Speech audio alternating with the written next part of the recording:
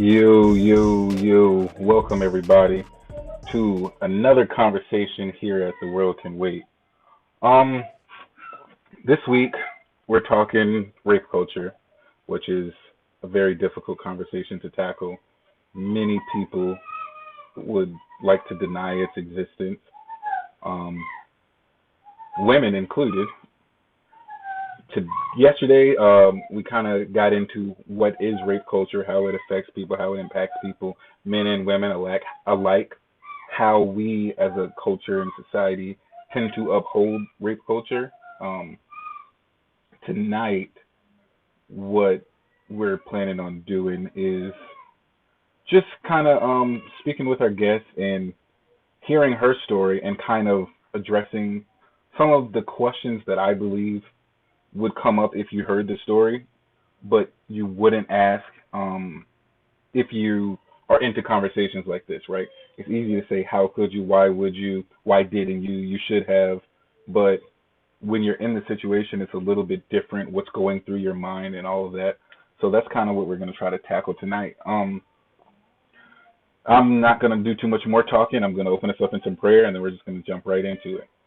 Um, God, we just thank you for this opportunity to have such a difficult conversation, but we believe that you're going to use our willingness to be uncomfortable and to be awkward in this moment to reach people all around the world.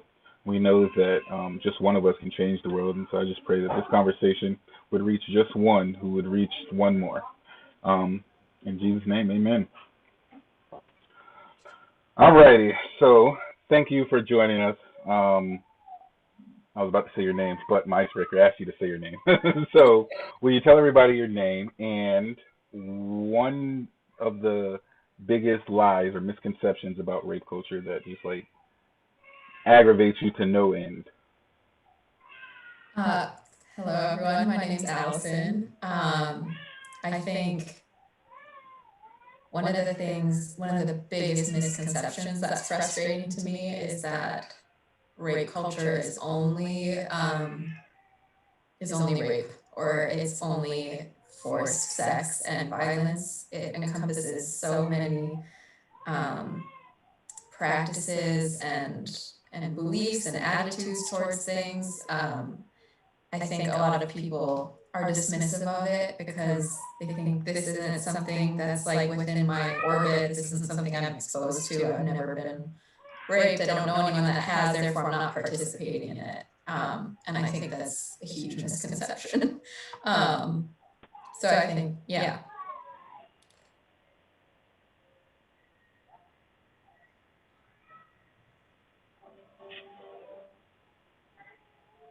Um, Give me 1 second. I can't hear you. No. So yeah, I'm trying to play with this audio here and figure it out.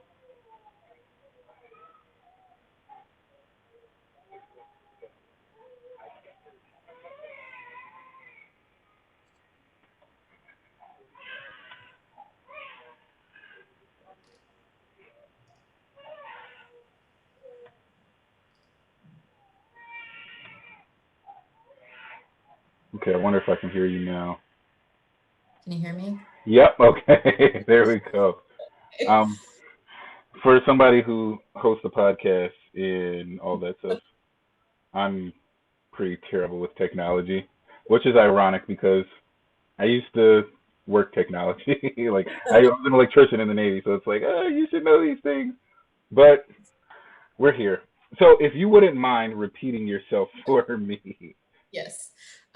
So my name's Allison, if anyone else didn't catch that. And I think the biggest misconception about rape culture that stands out to me is that people think it only includes rape, or it only includes forced sex and violence and is this like impersonal thing, when really it encompasses so many um, attitudes towards sexual assault and harassment. um, it's not just, stranger pulls you into an alley and rapes you and leaves you be. It's Yeah. uh, oftentimes significant others, people you know. It can be strangers, but I think it's it's people who tolerate jokes about rape, who dismiss harassment or abuse or kind of brush it under the rug. That is what rape culture is. And I think people tend to think of it as just this like really specific thing when it really encompasses so much, and it's like a whole ideology. So that's the most frustrating thing to me, is like that there's not a clear understanding of what it is. So Yeah. it's hard to talk about it. And I feel that, one of the things that we brought up yesterday, and I was talking with a friend and his wife today about Mhm. this idea that rapists look like this. People who Uh-huh. commit sexual assaults look like this. Like it's not the guy that's just hiding in the alleyway, lurking at a hoodie, waiting for some unsuspecting girl. It's Mhm. everyday people, people that you work with, people that you live with, people you love, people you Mhm. hate. Like your favorite barista at Starbucks. Yeah. Like it, It's not always so overt, I think, as we're like shown yeah, in films and in media. It's like much more, people are much more manipulative about it. Even if it is a stranger, it's not always so obvious what's happening as it's happening. So I think, yeah, I guess that's something that frustrates me, is trying to explain to people like, yes, somebody sexually harassing you, catcalling you is part of rape culture. Like yeah. trying to explain, it all falls under that. I came across Um, this article, yes, a couple of days ago, and it was talking about, catcalling, the nice guy, being in the friend zone, all of these different things that mhm. I never thought of as being a part of rape culture. But as I'm reading the article, and just so we're clear, it was an article, so it's not like definitive or anything like that. Right. Yeah. But a lot of solid points were being made in this article. I'm like, whoa, Mhm. I never thought about it that way. And I think that that's probably something that's missing, right? People not considering points of views that they've never considered before. Because Mhm. once you do that, you open yourself up to, I believe this way, but since I'm willing to consider something different, maybe I can learn. And Mhm.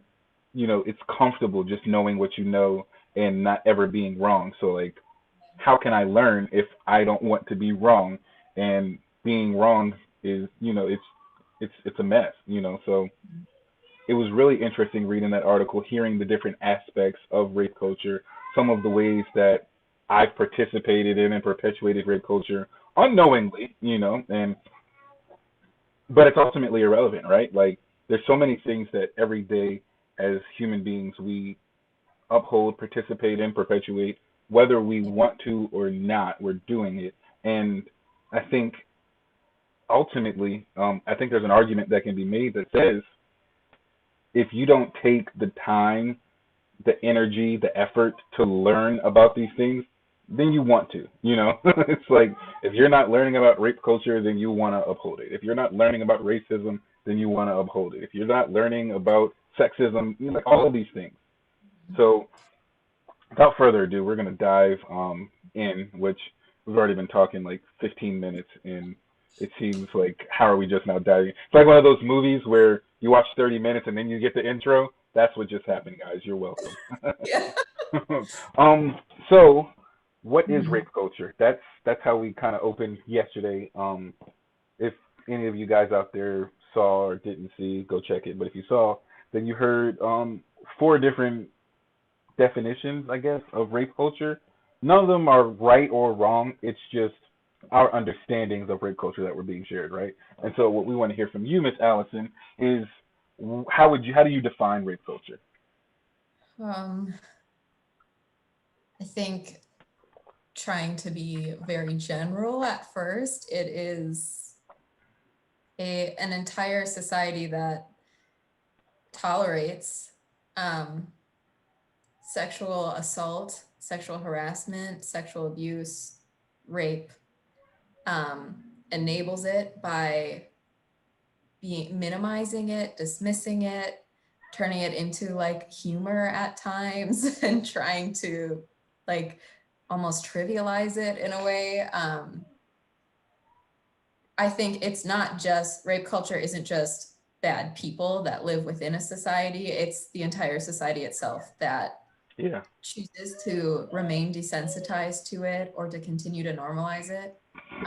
Because I think, kind of like you were just saying, for people to accept that it's that we've all participated in it somehow, it means that you're accepting you've done something wrong. And it's hard to believe that, or Yeah. embrace that, I guess. So I think that's why people have like such a limited understanding of it still. But to me, it's just like, in the really broad sense, normalizing these behaviors, or them Yeah. being like everyday things that we just deal with. And um yeah. Yeah. One of the things I brought up yesterday, is like this idea that we have in society of people being sensitive for not wanting to hear jokes about rape or race Yeah. or gender. It's like, no, I'm not sensitive. You're just making me uncomfortable. And Mhm. beyond that, it kind of speaks to, as a society, how we would much rather call people sensitive than just respect their personal wishes, like to Mhm. stay out of their space, to not violate them in any particular way. It's Yeah. it's interesting, and I love what you said about we tend to view like rape as something that's done by bad people. It makes me Mhm. think back to the book White Fragility. And for those of you who didn't see, Miss Allison joined us for that conversation, so go check it out. One of the things that Robin talks about in the book was the good bad binary, right? How as a society we have this idea like racist equals bad, not racist equals good, when in reality anybody can at any time, Mhm. perpetuate racism. And I think it's this, not I think, it's the same thing with rape culture, right?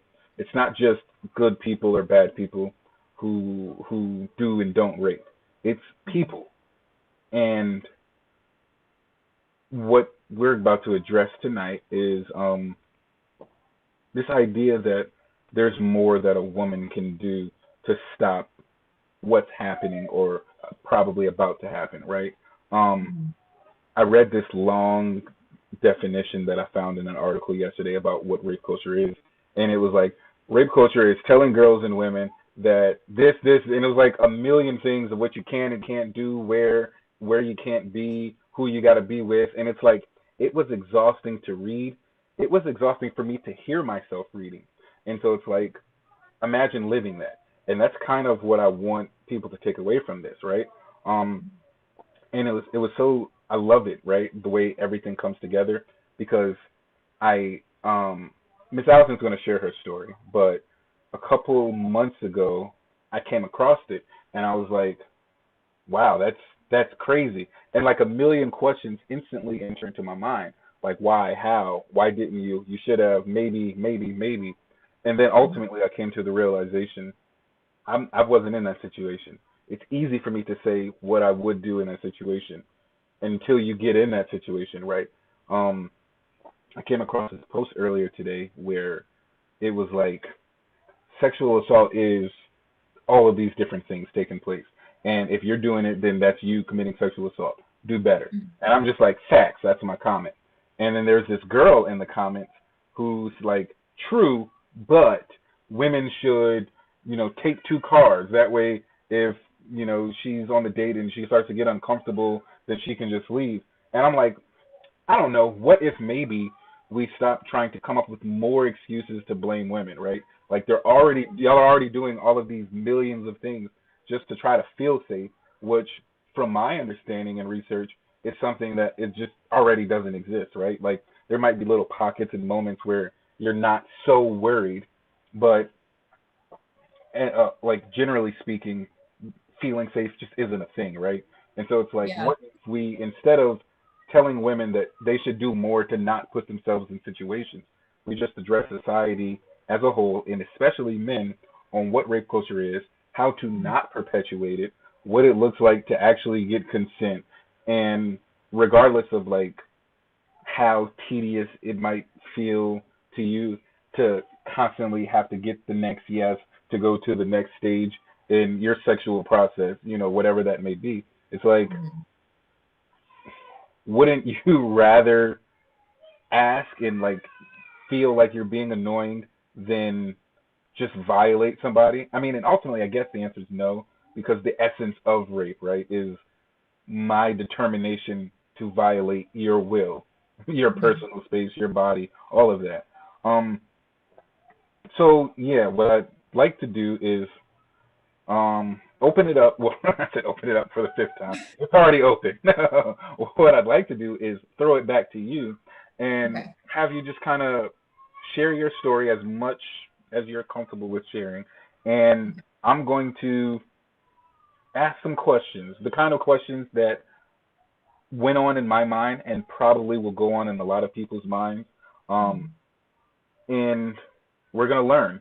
And that's what we're here for. So Okay. the floor is yours. So, uh, my experience happened very recently. It was 2 days before Christmas, actually.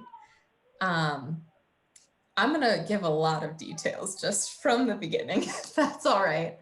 Um, I, my sibling, my sister, she's expecting a baby. My thought was a great Christmas gift for her would be a prenatal massage. So I start looking up places that were local and nearby that offer prenatal massages. I bought a gift certificate for her and booked her appointment. And then I also thought, I'm gonna book one for myself, treat myself. It's been a tough semester in school and working full time, and I thought I'll just kind of go check it out before she goes. Um, so I booked my appointment. I showed up at the location of this place. Um, there was nobody there, like no other cars in the parking lot. It was just my car and one other. Um, the windows were all blacked out. It was kind of this type of place where I was questioning if I was at the right location. It had the signs and everything, the name of the place. It was called Stone Medical Group. But it was just weird. I had this eerie feeling walking up, but didn't have anything to really attach it to or like a reason to really know why I was feeling uneasy. So I walked in. There was nobody inside, nobody at the front desk. It was completely like dead silent in the entire office. And then I heard somebody call to me from the back of the building. So I called out and just said, I'm Allison. I'm here for my appointment. And this man comes to the front named Patrick. And he said, oh, you were scheduled with someone named Michael, but he had to leave last minute. So I'll be doing your massage today. And I thought, okay, no problem. Things happen all the Right. time. Life happens. He let me know that there was some intake paperwork I need to fill out. So he's, behind the front desk looking for it. And I'm sitting on the couch in the front lobby, and he's like very immediately was I guess my initial thoughts were he's unprofessional, but I thought he must be new here. There's nobody else around, so maybe that's why things seem a little bit more relaxed. Like he smelled like weed in the place. He just comes forward and it's kind of like, oh hey, I'm doing your massage last minute. Can't find the intake paperwork, which is standard procedure usually at any massage place you go to. He's ranting about politics, um, and saying that he's involved in some militia groups that are predicting. This was prior to Joe Biden being inaugurated, so he's talking about how he is involved in some militia groups who are telling him, his sources are telling him that Trump will be reelected on January 6th. Um, so immediately these things are going off in my head where I'm like, this is not somebody that I really can relate to, but I'm giving him the benefit of the doubt the whole time because I'm thinking he must be new. He is probably a little bit stoned, but that's cool. We live in California. Right. Thinking, maybe it's just been like a rough day. He seems a little scatterbrained or flustered, and I don't want to write him off just because I have different political beliefs than him or because I think he's, being unprofessional because that might be standard at this place. It's like a little family-owned business. He tells me he can't find the intake paperwork, so he walks to the back of the building out of sight. A couple of minutes pass, and then he calls me back. I've never been here before, so I don't know where I'm going. I don't know what room he's in. He doesn't come up to get me and say, here, I'll take you to the room where we'll be conducting the massage. But I get up anyways.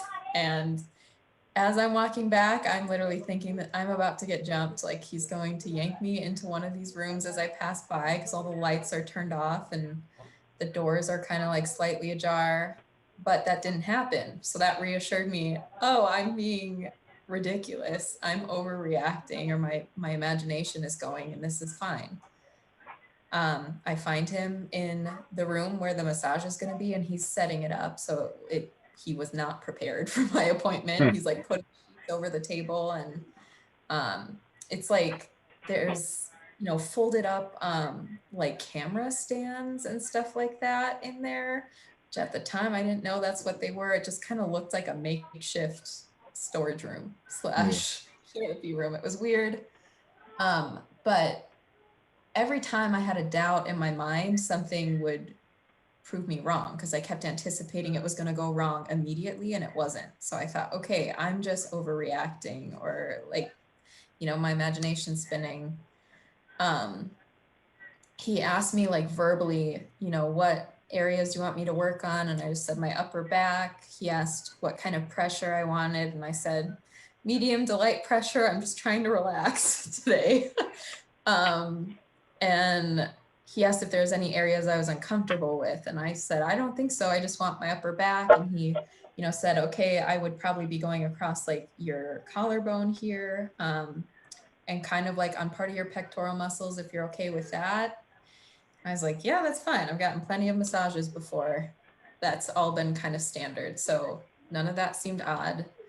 And he left the room for me to get undressed. And I had this like, I can't even explain it. Sorry. Take your time.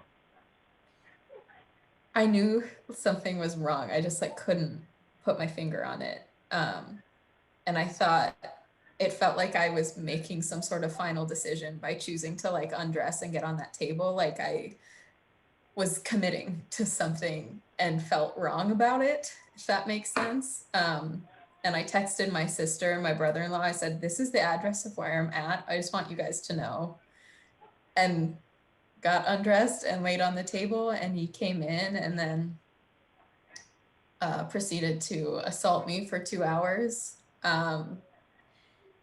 My appointment was only an hour, so there was no point like during the assault where he let me know, oh, your hour's up. Do you want to extend the time? Are you okay with going over? Nothing like that. So I had no idea how much time was passing until the assault / massage finally ended, and I saw a clock and realized, oh my gosh, I've been back here for 2.5 hours. And throughout, I was laying on the table, and he, started out, he didn't like talk to me at all or kind of walk me through what he would be doing. So I remember flinching a lot every time he touched me because it was so alarming. But he was probably like 6'3", at least like 250, 300 pounds, and I'm like pushing 5'4". So there was like a clear size difference where I'm like, I can't do anything. I literally cannot stop this. And if I before I even got on the table, if I said, you know what, I actually think I need to reschedule, or I forgot my water bottle, let me run out to my car. Like I felt like he knew that I was panicking, and that if I gave him any concrete reason to like understand, I guess, that I knew what was going on, that it would just escalate to violence immediately. And so I guess the whole time I was just trying to prevent escalation from happening, which is a lot of why I just kept going through with the next step. I thought I will get out of here if I just lay here and let it happen. And I think it's so I did not think this would ever happen to me, and I didn't think this would be my reaction if it did. I thought, for sure, I will fight back. I will scream, kick, fight, scratch at them, whatever I need to do. But I had the complete opposite reaction. And the whole time during the massage, like I said, he was like much bigger than I was and was holding me down with his arm and putting all of his weight on me with one arm and then assaulting me with his other. And it just would go on and on and on. And I think we're done. Like, it's over. He would like get out of the room, walk out of the room and excuse himself and then come back. And during that time where he was gone, I'm like trying to figure out, okay, can I at least like put on my jacket and like something to cover myself? Do I have time to grab my keys and my phone and even just wrap a blanket around me and get out and run out? And like, there was never enough time for me to even get up on the table before he was coming back in. So I guess the whole situation was confusing. I didn't understand what was happening. I was literally asking myself, like, is something wrong here? Am I misunderstanding what he's doing? Like, this guy's literally touching my genitals but I must be misunderstanding something. Like, this isn't what's happening. And I guess I was in denial of it and just scared. I thought that I guess it sounds ridiculous to even say out loud, but I thought I was gonna die there. I didn't think I'd get out unless I just maybe waited it out and let him finish. And yeah. Doesn't sound ridiculous at all. First of all, before I go any further, Yeah. I am sorry is not a good enough word, but I'm having trouble thinking up another one. But just so terribly sorry that that happened to you. That's trash, and it pains me to hear. Like, physically pains me. It's gut wrenching. And it actually kind of like stirs something up in me that makes me want to be violent towards people. You know, it's like I understand the people who hunt rape. You know what I mean? Like, I understand that. So some of the questions that came to mind when I read your post, and then as I'm listening at you speak, that I believe I have an answer for, but I can understand other people asking those questions too. And so we want to address those and kind of just dispel some of the myths, right? Yeah. So when you first got there, you said you felt like, this is kind of sketch. Maybe I shouldn't. The red flag that went off, how come it wasn't something that was just like, all right, I feel this way. I'm just going to listen to how I'm feeling and leave. I don't want to be here. I have wondered. I guess I've been frustrated with myself for not trusting my instinct so quickly. And I am someone who definitely thinks I'm a very intuitive person, and I rely on feelings and senses I get from things a lot. So why in this moment did I not trust that? And I think for me, it was like a buildup, because this is not my first experience being like harassed or someone trying to groom me or, trying to assault me. So I think over time, like from childhood, me trying to tell an adult about those experiences and it being pushed off, and me being told, you have an overactive imagination, you're always hyper vigilant, this is just that.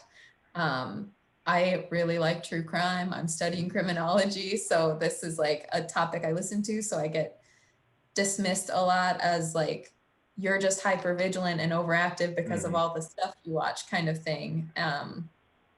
And yeah, like I said, just experiences in childhood, it being minimized, or me being told I had it wrong, like I was just misperceiving that person's intentions, or that's just how they joke around, or that it was basically like a me thing. Like, I just need to figure out how to get comfortable in the environment or the situation I'm in, instead of potentially offending someone else or making them uncomfortable by making it known that their behavior is making me uncomfortable. I think it was just like a progression. I learned from a young age to like risk my own discomfort or squash like my own instincts, I guess, or like red flags that come up and tell myself like those are wrong and it's me Hmm. that's misperceiving. I just need to get on the same page as them. And I think that's why in this situation I did exactly that. Yeah. Like it wasn't obvious from the beginning that this is what was going to happen, but also part of me somehow was picking up on these red flags and probably knew. Um, but I just kept telling myself like I'm wrong, or I'm gonna embarrass him if I say I actually want to leave, or is there a female around that could do Yeah. this massage? You know. It's so interesting. Um, I'm listening now, and I'm thinking about earlier as you were sharing the story, and I'm like, okay, she got the red flag. Okay, she didn't listen to the red flag. Getting the red flag, not listening to the red flag, does not justify sexual assault, right? Mm-hmm. And there are so many people who they might not directly say it, but ultimately they'll say things like, "Well, you should have listened to that gut feeling that you had and gotten out of there. Because Mm-hmm. you didn't, it's your fault." When that's what rape culture is, right? Like Yeah. telling people that there's something that you can do to stop somebody victimizing you.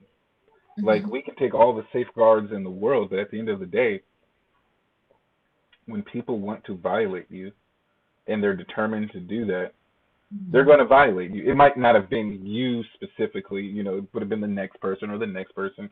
And the same thing with any other case out there. Um, One of the things that happened yesterday, so you said you saw yesterday's conversation. Jazz, that's my sister. And Okay. after our conversation, I called her.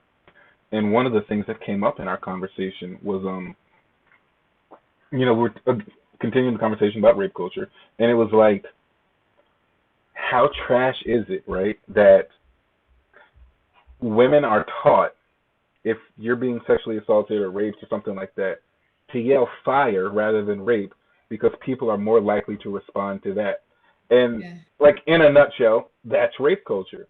The fact Mm-hmm. that women are taught to yell something else so that they can be helped in a Mm-hmm. situation where they need help. Um, yeah, that's crazy. So what's going on in your mind as this is happening? Because like you said, there was times when he would leave and he'd come back, and it's like, okay, we've all seen movies, right? And you see the movies where somebody's being prisoner or hostage or whatever, and they leave, and the person leaves, comes back, and they're trying to figure out a pattern. Like, how long do I have? And it was one of those things where it's just like you never know because one time it's 10 seconds, the next time it's 30 seconds, and as you're trying to strategize and formulate a plan to get out of there, it's like, nope, I'm back. Mm-hmm.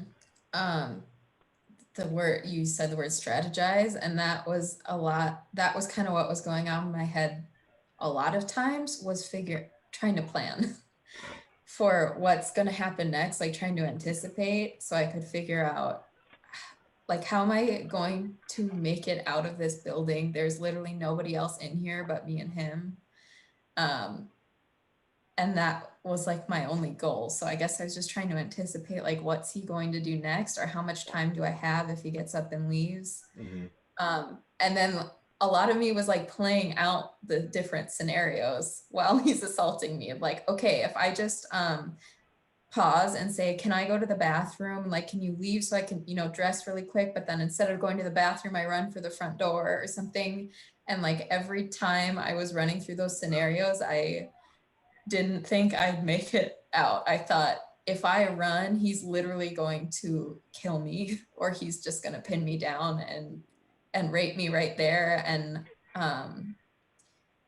there was like I keep saying this, but this was like such a huge factor in why I I guess just let it happen was because there was nobody else there. And I think in a lot of scenarios, even if it's not that you're being assaulted, but someone's just being inappropriate, like they're harassing you, and you call them out and say, hey, that's inappropriate. A lot of times there are bystanders or people around where that person might just be stunned that you called them out and then just kind of leave it, because there's other people around that might hold them accountable Hmm. if they were to escalate, if they were to come at you. And in this situation, I was like, I can't underscore that enough. There was nobody around. This is like a standalone building. It was like behind a strip mall, so there's not even like traffic coming by, and it was like up on a hill. Like, I'm not going to get out of here. Right. Um, and there's nobody around to come help me if they hear me screaming. Or even if I like can't get my car keys and I just need to run down the road, like this guy's huge. He's probably going to be able to overcome me really quickly. And yeah, so it was just like a lot of trying to strategize. And then as I'd run through the different scenarios of maybe what options I had, coming back to the fact that I felt like there was nothing I could do. And I didn't, to me at the time, I guess my decision was like, I would rather let this happen, but me potentially be able to leave than risk my life.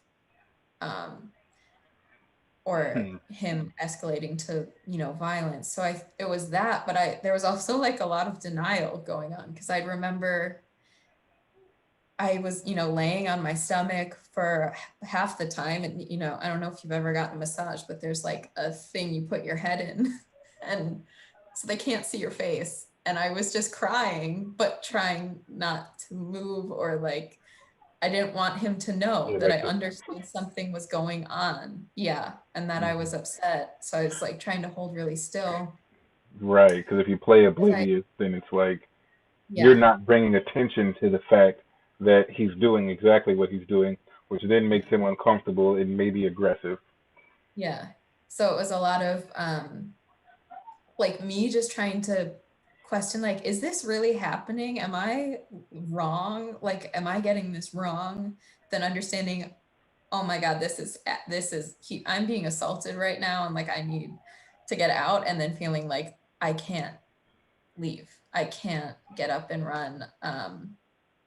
And another element is, I think I mentioned this in the beginning, but he did ask me, like, are you wanting a relaxing massage or like deep tissue? And I said relaxing, and he did not do that at all. It was deep tissue, like extremely painful.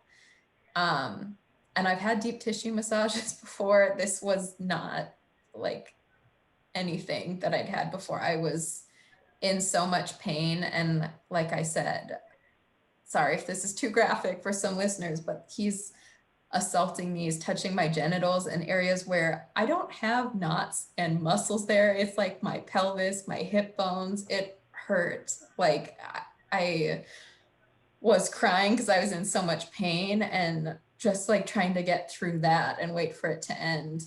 Um, and thinking like, this might be over soon. There's so many things going on, I guess, as Yeah. I was watching this movie once and somebody died and this guy was like crying for him and somebody comes along and he's like, don't feel sad for him. Living is for the courageous. Like, I mean, he's good now. We're the ones who still have to struggle. And like, that's kind of something that comes to mind as I'm listening, because it's like you did what you believed you had to do to live, which Mhm. nobody can knock. And if they do, I'd probably punch him in the face if I were you. That's just me, you Yeah. know. Well, my rage comes out now that it's Yeah. past. I can like reflect, but yeah. Um, I did end up reporting him to police, so that like set off a whole um legal process, I guess. Like I had to go get a sexual assault exam, and obviously I'm interviewed by an officer, and then interviewed by a detective, and then interviewed by a nurse, and then interviewed by a victim advocate. And the victim advocate is what, by reporting them, I'm like given these resources basically, um, for people who've been like victims of sexual assault. And like, if you need to talk to someone, or there's even like, if for some reason you need to relocate, like they'll help you with finances, whatever. It's just like a whole list of numbers and people and hotlines you can call. But that was the one thing that they kept saying is like, you did what you had to survive in the moment. And sometimes it's really hard to explain to people like what's going on in your head and why you responded the way you did. And it's hard when you're on the outside to understand why didn't you do anything? Like, if I were you, I would have punched him right there. If I were you, I wouldn't have even undressed and gotten on the table, or I would have told him to stop, or I would have made some excuse, or I literally would have been willing to die just to get out of there. And I hear that. I felt that. That's why I think that's why I kind of naively had this thought, like, this is never going to happen to me because I'm aware of the dangers out there and I'm hyper vigilant and I don't take, like, I'm not going to be submissive in these situations. And that's the exact opposite of what I had. It's hard to understand the responses that like victim survivors will have, but I think that's like a huge, with rape culture, especially, like, we're not willing to try to empathize with the victim survivors or try to accept that we never know how we're going to react in those situations, no matter how much we've like planned it out or come up with escape plans, or even if you carry pepper spray on you or have your keys in your hand, like, you don't know that in that fight or flight moment, you're going to immediately use that or rely on that or make that choice. Yeah. So, yeah. So, I'm going to ask a couple more questions, and this next question, it's not my own question. Actually, somebody posed this question. Mhm. They said it was a little bit weird. I'm not sure how weird it is or isn't. I think it's a valid one. I guess there's this saying or something that women are taught where it's, if you're being sexually assaulted or violated in any way, to pee on yourself. I think maybe I've heard it once, but I'm not too familiar with that. Is that something that's did that cross your mind at all? No, actually, which, like, when you say that, it seems like a really it's weird to describe it this way, but like smart move to like make yourself, I think, to the predator, if you do something like that, they're gonna think, ew, you're disgusting, like, I'm done with you, or like something's wrong with you. I'm over it. I'm Yeah. not in anymore. And I can see how that would be some people's like first thought is to do something like that. I've heard stories before about I mean, it was women talking about how they're walking home and like some guys following them, and they'll start acting like they're unstable in some sort of way, or like they describe it as crazy, which I realize that's not necessarily a fair term, but they're trying to scare them by just not acting normal or seeming like, I'm someone you don't want to come around. And I think that's like it's a fair question to ask. It didn't cross my mind. I kind of wish it would have, because probably would have been so pissed off that I just peed on his table and let me go. So He'd have been pissed on. yeah, that's true. Yeah, so it's I think some people do have that response, and that's not weird. I think that's kind of smart if people can think that way. Yeah. Yeah. I think what I want to ask next, and I apologize because I've like, for the most part, completely defied the outline that I sent you. um, with the reporting of it all, was that something like as it was happening, you were like, okay, if I manage to make it out of here, I'm definitely reporting him, or it was something that didn't occur until after the fact, where it's like, okay, maybe after talking with somebody or some people, is like, okay, you should report that guy, and you're like, yeah, I will, or did you just like reporting, no doubt? It did not cross my mind during the assault. I got to my car and I called my sister and I was like, okay, I need to explain to you what just happened, because I was confused and like unsure if something, I guess I knew something was wrong, or I understood that I've been violated, but also was like, maybe I'm misunderstanding it. So I called my sister. And I think, she didn't know what to do either. She suggested, okay, go call the place and complain. I'm like, there's nobody there besides him to answer the call. Like, I can't do that. So I hang up and then I called my mom and she immediately was like, that is assault. You need to report it. And Shout out to that's kind of, Kristen. yes. Shout out to Kristen. Hi mom, if you're watching. But she was so firm, I guess, in that. And I think that like sent me reeling a little bit because that just like makes it real. It makes it real. And I think I was still in denial of that. But she's said, you need to report this. And then I called the front desk of the police station because I'm like, am I allowed to call 911 for this? Like, I've already left. It's not, someone could have been hit by a car. That's probably more important. Like, that was my thought process. So I called the front desk and was like, I think I need to report an assault. I'm not sure, but they had me explain to the dispatcher what happened. I knew the name of the business. I knew the name of the guy who assaulted me. So they had me give all that info. And then I don't know. I feel very lucky to have gotten that advice from my mom to report it and have her be so adamant. And I know that a lot of times people's reaction is, I don't want to talk about this anymore. I don't want to deal with it. But for me, I guess what I needed was validation at the Yeah. time. Your feelings were right. And I guess I found it like very helpful to report it. And even though you're being asked to relive it and there's almost more trauma being layered on top of the actual assault by having to do an exam and like recount your story to so many people and be asked questions like, what kind of underwear were you wearing? And then like keep emphasizing that, or did you take off all of your clothes, or did you ask him to stop at any point? And it's like, they're valid questions, but also, when I'm being asked them, I feel like, are they doubting me? Are they not believing me? Are Hmm. they blaming me right now? Like, is it my fault because my underwear were too like skimpy and I seduced him? Or, is he not going to get in trouble at all because I didn't tell him, no, stop, I don't want to do this? Like, it was, I don't know. I understand why people don't want to report it. And I think in this situation, I'm glad I did. But I don't know if anything's even going to come of it in that way. So, yeah. I'll say this.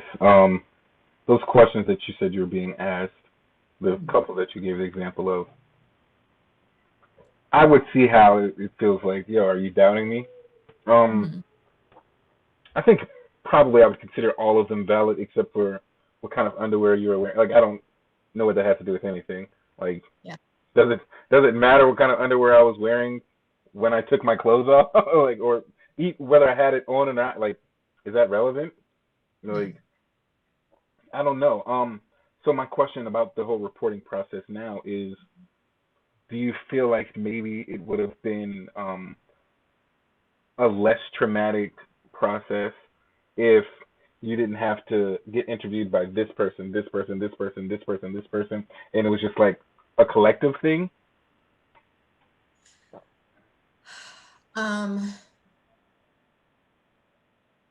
Quite honestly, I think once I talked to the officer the initial time and told my story, anytime I had to repeat it after that, I felt like very disconnected or detached. So it didn't feel re-traumatizing, but I also think I probably was like detaching from it to prevent that, if that makes Yeah, sense. it's like protection. Yeah, like I just felt like I was being really, I was in this mindset of trying to be really objective about it. But for me, for some reason in this situation, talking about it over and over and over has been really helpful. Um, to like, I guess for me to make sense of it, or to actually be able to come to the belief personally that yes, I was assaulted and violated and he was wrong and I did what I needed to survive. I didn't believe that initially. And like I said, I was just really confused and like kind of still telling myself that I was in the wrong. So the process of reporting it has helped me Yeah. um, understand that I wasn't wrong. But I don't think that's the reality for most people. And I think like the detective and the officer that I dealt with and the nurse, and also because it was a massage therapist, there was like an investigation by the California licensing board for that. And they were all like very understanding or like sensitive to, they seem to be able to empathize with victim survivors better than I think how we see it played out in like media a lot and Hmm. other people's experiences when they do report it, where they're just dismissed. Sometimes it doesn't even get to the point of like reaching out to law enforcement. It's just you're trying to confide in like family members or friends, and they minimize it. So people are like, well, there's no point in taking this any further. Like, I'm not going to be believed or I'm not going to be validated. And that's it. Yeah, and that's like one of the really big things that just upsets me is the whole idea of being in relationship with people who would dare minimize your experiences, Mm-hmm. regardless of good or bad, right? It's like, I just got a promotion. Cool. Like, Yeah. why are you in my life if you're not happy for me? Yeah. Yeah. I was just assaulted. Were you really? Yeah. Why are you in my life if you're gonna make me doubt myself? Like, we already have insecurities and self doubt and all these different things that are like in our minds already. Why I don't need your help. Like, Right. um, it's been very interesting hearing you share your story and hearing you answer the questions. There was probably 1,000 other questions that I could have asked, even thought about, but I think it's been very clearly stated that it doesn't matter what the question is that you ask, how valid or legitimate the question is. There's no excuse to violate another person. Mm-hmm. Period. Right? Like, I mean, Right. and I hate sounding so broad because we're talking rape culture, but like, just period. There's no excuse Mm-hmm. for violating another person. You can't say, "Oh, you dressed this way. You should have left when you were walking back there and all the lights were off. That should have been another red flag. Leave." You had 20, 30, 50 red flags. Like, it doesn't matter. Mm-hmm. It's not an excuse to violate somebody else. Um, so before we close, what I want to do is go back to the outline um, and ask maybe two questions from it.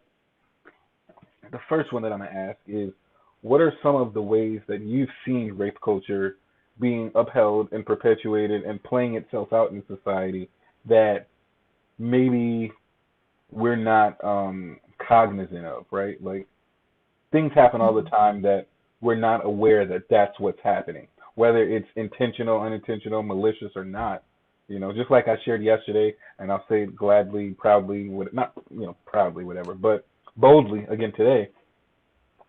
I've participated in perpetuating and upholding rape culture. I'm not proud of it, but in order to be a part of the change, I have to acknowledge that, right? And Yeah. the ways that I participated in it were by doing things that I wasn't even aware of were participating in it. I was just living life as I knew it. And Mm-hmm. I've come to learn, like, yo, that's wrong, that's wrong. So, like, what are some of the things that happen kind of, like daily, by daily, where it's like, yo, you're making it easier and more possible for people to be assaulted, people to be not believed when they're assaulted, and the perpetrators to get away with it.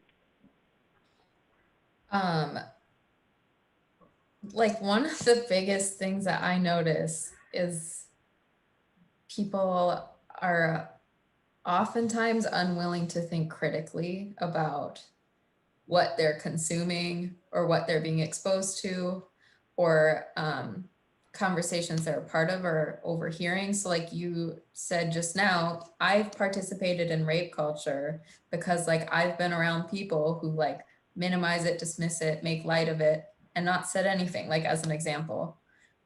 And that's like enabling those behaviors in a Mm. way. And I think like what I've encountered a lot of times in my personal experience is when I want to address something like that, like if I'm watching a film or I'm looking at a commercial or song lyrics and I'm like, just want to point out, wow, this is wrong. Like this is glorifying sexual violence, or this is painting,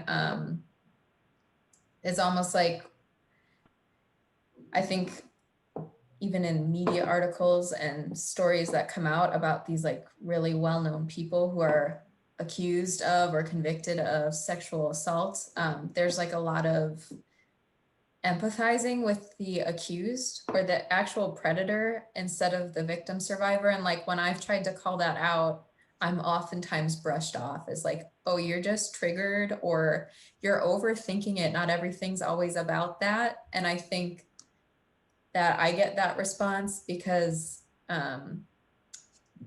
hopefully I'm explaining this well. I think rape culture is not always so calculated. It's not like all these people are involved in planning on this is how we uphold it, is we all agree to do these things. It's like individual people like you or I who tolerate it, who dismiss like people around us that are participating in it, who choose to look the other way because we don't want to kind of like put the spotlight on ourselves and potentially risk being, you know, like, I guess not made fun of, but like we don't want You don't want to be an attention. outcast. Yeah. We don't Yeah. want to be an outcast. We don't want attention on ourselves, or um or like maybe we think, okay, maybe we are over analyzing these things. Maybe it's not a big deal, but I think that's like the biggest issue and how it's upheld is like just people aren't willing to think critically about it, about all the content that we're consuming and how like there's all these undertones of sexual harassment and assault and it being a joke or it being funny or it being normalized because we mention it so frequently but fail to have like assertive language and saying it is wrong or it Hmm. is not the victim survivor's fault or it is not the responsibility of the victim survivor to do all these steps to prevent it. um I guess that's like really broad, but I think being able to think critically about that, whether you're having a discussion with someone or not, but No, to I get just like, that.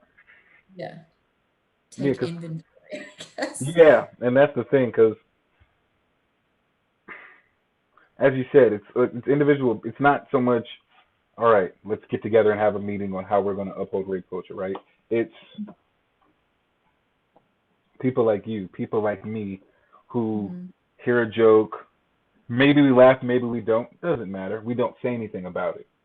mhm, We don't believe a person when they say this was my experience, that was my experience, and then we mhm, grow up and we become the police officers, the doctors, the judges, the lawyers that are all involved in these cases. And it's yeah. like I spent my whole life hearing these kinds of stories. She wanted it. If she didn't want it, she would have left. If she didn't Mhm, want it, she would have done this. Why not? He shouldn't do that. Period. mhm, Like just yeah, period. You know? yeah. I think that's like I kind of would describe that as like passive language, but even if you're reading statistics on sexual assault, the way it's worded is like this many women are assaulted per year in the US, or this many children are molested, per year, instead of the majority of statistics being um, this many men will assault someone in their lifetime, or on Yeah. a yearly basis in the US, this is how many men are being accused or convicted of rape. There are statistics like that, but that's not the majority of what we're reading. And I think that kind of language is so passive too, because it's like it's almost still putting the responsibility on the people who are targeted as like, okay, since the statistics or the likelihood of you being assaulted are so high, what can you do to fix it? Right. Instead of, How yeah, can we address it adequately and effectively to the point that it's not happening or not happening as much because people are learning this is unacceptable, this is not cool, this is wrong, mhm, this is what consent is, this is what consent isn't. This yeah, is how consent works and operates. Consent can be withdrawn. All of mhm, these things that if hmm, I don't recall too much ever, hearing a lot of those things. yeah, Um, and more specifically, I think, we go to school and stuff like that, but most of us, we pick up a lot of what we learn from our family, our friends, movies, yeah, music, television shows. And I grew up on like Johnny Bravo. Like, I don't know when the last time you saw Johnny Bravo, but he's like the prime candidate for being canceled for yeah, for perpetuating yeah, rape culture. Like, period. yeah, There's just no way around it. And I understand the nostalgia in people's minds that says, "Man, I grew up on Johnny Bravo. Johnny Bravo was lit. Growing up watching Johnny Bravo was lit. Looking mhm, back on Johnny Bravo's not lit. Johnny Bravo's a problem." And yeah, we have to be willing to let go of our romanticized notions of people and things and just see them for what they are. And mhm. yeah.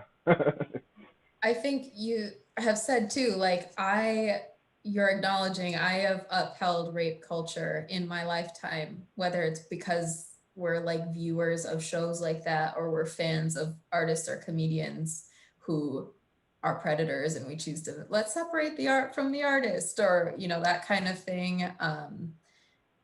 I think another way that it's upheld though is like people being unwilling to admit that and kind of like look within and see what ways have I, even if I'm not a predator and I haven't targeted like a female or a child or someone in the LGBTQ community or like people who fall within the group of those who are most often targeted by sexual violence, even if you're not one of those people, you've been around rape culture in one way or another. You've had friends who have done those things and you've kind of just chosen not to address it. Hmm. Or you've had friends make jokes about those things, or you listen to music that refers to women in such derogatory terms all the time, or like sex is some conquest for men and like, females can't be cold or prudish, so they just have to consent or whatever. Like that's all part of it. And I think people individually, at least to themselves, acknowledging I'm a part of this is also the way to, I guess, stop it. But the way that it's upheld is like people are unwilling to do that. I think it Yeah. requires us to like kind of accept a truth about ourselves that we don't want to. Um, yeah. Okay. So I'm about to ask my last question. Okay. Yeah, we're gonna close, but it's perfect because what you were saying kind of leads me into my last question. Talking about the education aspect of it. How do we learn Mhm. and grow effectively and efficiently, right? And one of the things, and honestly, it kind of sounds like you and I maybe read one of the same articles, and so I don't know if this is something that you saw or not, but it was this it was saying like let's do away with teaching people that no means no, and let's Mhm. teach them yes means yes, and like there's Mhm. just no mistake in that, right?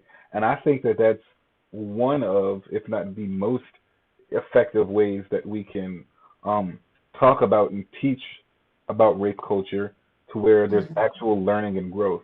So what I want to hear from you is like some ways, some things that we can do individually, collectively, that helps us normalize having these conversations. Because I think that the more comfortable we are with having these uncomfortable conversations, the easier it is to like hear a story like yours and not like be removed of empathy and compassion, but to Mhm. hear it and be moved to empathy and compassion to want to fight on your behalf and others like you who've experienced such atrocities. So how do we teach people about rape culture so that there's learning and growth and change? I mean, I kind of think back to like my entire sex education that I received as a kid, which was very minimal. Um, and it was in health class. Like I never had those conversations with parents or people who I felt like comfortable even asking questions to or like comfortable hearing it from. It was always just Right. like, no, we're going to spend 2 days in health class labeling these diagrams of the male and female reproductive system and then telling you like the biological process of how humans reproduce, and that's sex ed. And I think it's so much more complicated than that. Sex ed is teaching consent, and it is teaching about rape culture. And like you most likely in your life will have encounters where you feel like you're being coerced into sex, or you have to say yes, but maybe you don't want to. Teaching that, like from, I think I think sex ed for me started in middle school. So I guess that's like a fair age, like 12, 13, to start having those conversations. But to be having them and like introducing those ideas and topics, Right. normalizing the conversation around it, I guess. And I also think, like, again, referencing my experience with sex ed, there was never talk about like, this is something people do for pleasure or to show affection or love, but it has to be mutual and both people wanting to be there. It's like so impersonal and like tries to be so scientific, and maybe it's different. I've been out of school for a while now, but I think like making it more normal for parents to talk to their kids about sex, and also even in the school system, like instead of just teaching abstinence and like refusing to have conversations around desire and pleasure, like, because that instills a lot of shame around it, and I think creates these behaviors where people are like turning to porn online, and their introduction to it is, Pornhub, which like to me, I think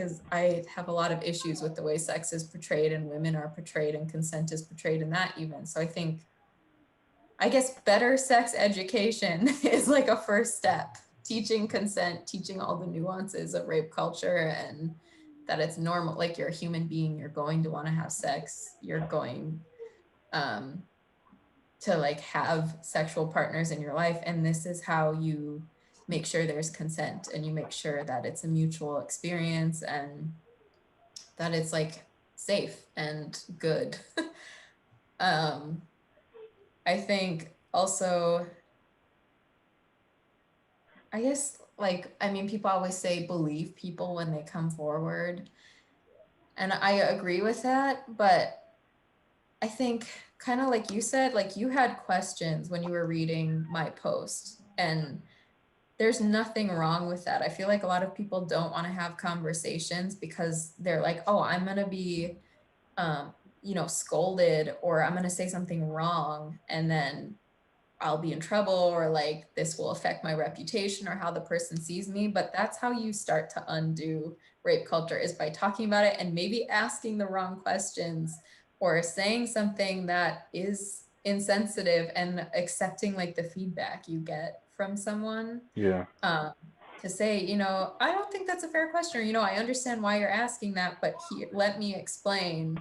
And um, yeah, so I guess just like being willing to say the wrong thing, but accepting of feedback if you do, instead of just not having the conversations at all with Hmm. people. It sounds like you're suggesting that people be willing to expose their ignorance, whether it's willful or woeful, Hmm. for the sake of growth, Yeah. which it's a Yeah. foreign concept, unfortunately. We're working on it here at the World Can Wait. That's what we're all about. But it's, yeah, it's uh, okay. So we're gonna move into the final thoughts. Um, Okay. I'm gonna do a little differently in two ways. One, I'm gonna go first. Two, you're gonna have more than a minute, and just however much time you feel like taking and sharing your final thoughts, you take it. Um, Okay. so my final thoughts, which for anybody watching that's never seeing what we do here. Final thoughts is just our opportunity to tell you guys what it is that we want you to take away from this conversation. And you might be surprised to hear me say this because I've only said it 15 times throughout this conversation. But there is never an excuse that justifies violating anybody else, period. And like that's just it. We need to stop telling women to do more, to do better, to consider this, to consider that. They're already considering so much, and it's still happening, which means that we need to do better at teaching our little boys, teaching our sons, our brothers, our dads who maybe missed it when they were little boys. All of these men in our lives, how to be better, understanding that sometimes people won't want to hear what you're having to say. And you have to be so committed to what it is that you're saying that you believe that you're willing to go to the utmost extreme. And I don't necessarily mean like getting violent with somebody because they're not willing to comprehend how they're, perpetuating rape culture. But if you really want to help change rape culture, right, and you have somebody in your life who doesn't get it, and it's one thing to not get it and be trying to get it, and another thing to just dismiss it altogether, right? So if you have somebody in your life who's dismissing it altogether, it's just like it's not a thing. If you really want to, end rape culture, then you're gonna keep them at a distance because that's not the kind of person that you want around. You've tried to communicate with them, you tried to educate them. They're unwilling to learn and grow. There has to be this level of understanding that while I'm going to do my part, it's not my responsibility to educate everybody, especially when they don't want to be educated. So that's just going to be my final thought. No excuses and do better. And now the floor is yours. I guess, yeah, I'll probably be repeating myself from things I've already said throughout the conversation, but I think there's a lot of parallels in talking about rape culture and talking about racism too. Like you brought up the book White Fragility. I keep thinking about this conversation that Ibram X. Kendi had. He wrote the book How to Be Anti-Racist, and it was a little like interview on NPR that I was listening to, but he said something like the US, America is an inherently racist society. So the first step in overcoming racism is admitting that you were brought up in an inherently racist society. Therefore, it's impacted you or you've like internalized some of those beliefs. And I think the same can be said for rape culture. Kind of, pivoting off of that is rape culture is not a new phenomenon. Maybe it's like newer terminology or modern words, but our entire society is built off of these ideals. Therefore, it's not a matter of like, I'm sexist, I'm not sexist, or like I have participated or I haven't. You have.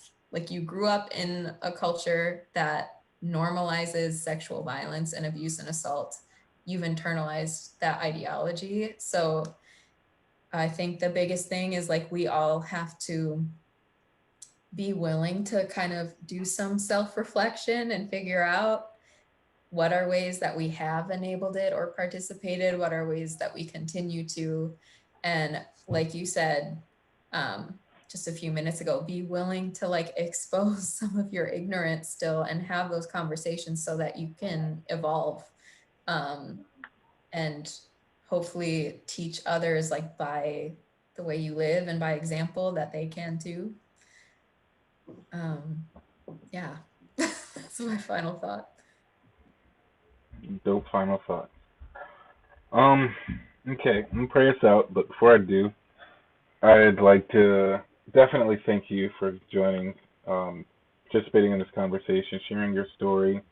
Um, I couldn't imagine sharing that story. Like, we have these conversations every week, not about rape culture, but just in general, and they're usually getting into the deeper things. And I often try to make myself relatable by sharing an experience and I usually don't go as in detail as you did. Hmm. And I'm not like knocking you. I'm just saying how grateful that I am that you trust us enough, trust this platform, this space enough, believe in what we're doing enough to be willing to come up here and be vulnerable. Um, Hmm. so thank you. I know that I learned a lot. I'm sure that all the viewers learned a lot. All the viewers in the future learn a lot. People in 2050 are going to learn a lot. This might end up like being something they put in classrooms. They're like, dang, yeah, she threw it down. So thank you for that. Thank you to everybody that tuned in. Hopefully you shared it. If not, it's not too late to share it. I know we, kind of went a little long, but that's fine. It's important. Also, you don't have to watch it all in once. You can watch it in 3 settings or 4, however many it takes you. But this is something that's important for people in your life, not just men, but women too. People in your life to hear, to learn, to know. So please share. Like if you're not somebody who shares anything that we do, I think that this is one that you should make an exception on. Right, this whole week really. Um, and I'm now gonna pray us out, and we can call it a day. God, we just thank you that we were able to have a conversation. It was uncomfortable. It was awkward at times. It was funny at times. We just had a good time having a conversation about real life. I pray that the people listening to this now and in the future would hear it, let it soak in, that they would learn and they would grow, and that they'd be a part of the change. In Jesus' name, amen. Once Amen. again, thank you all for tuning in. Thank you, Allison, for joining us, and we will catch you next time.